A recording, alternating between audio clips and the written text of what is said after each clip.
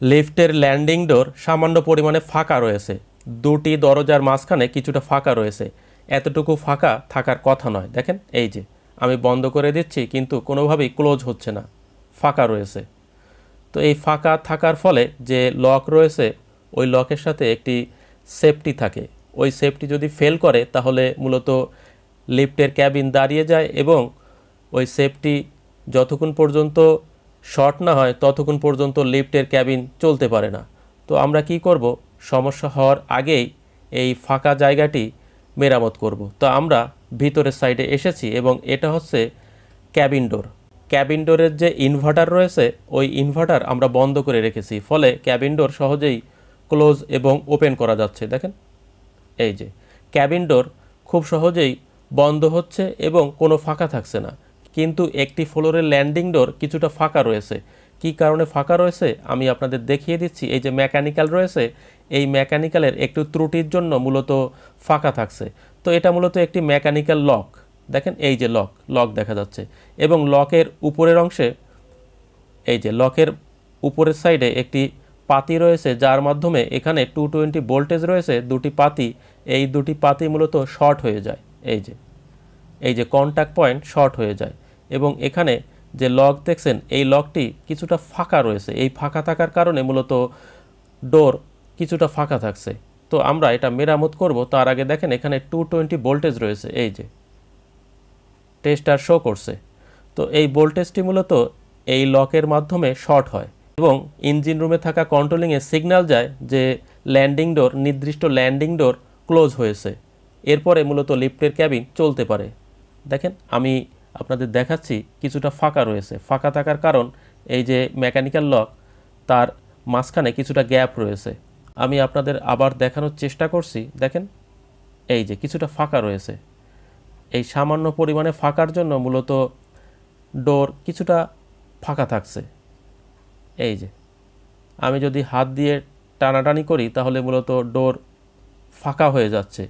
তো এটা হওয়ার কথা নয়, এটা সম্পূর্ণ লক থাকবে এবং এখানে যে স্প্রিং দেখছেন এই স্প্রিংয়ের টেনশন মূলত স্টিলের তারের সাথে এই চাকার মাধ্যমে একটি ডোর আটকানো থাকে এবং এই মেকানিক্যাল যখন খুলে যায় অন্য ডোরটির সাথে এই ডোরটি মূলত হরিজেন্টালি একটি স্টিল তারের সাথে বাঁধা থাকে এবং ডোর দুটি একই সাথে ক্লোজ হয় এবং একই সাথে ওপেন হয়। আমরা কি করব, একটি 13 নাম্বার স্পিনার রেঞ্চ নিয়েছি, যার রিং সাইড দিয়ে আমরা দুটি বোল্ট লুজ করছি। দেখেন এই যে বোল্ট দুটি লুজ করে আমি আপনাদের টেনে দেখাচ্ছি কিভাবে এই গ্যাপটুকু পূরণ করতে হবে। দেখেন এই যে লকের সাথে সামান্য পরিমাণে গ্যাপ থাকায় মূলত ডোর সম্পূর্ণ পরিমাণে ক্লোজ হচ্ছিল না।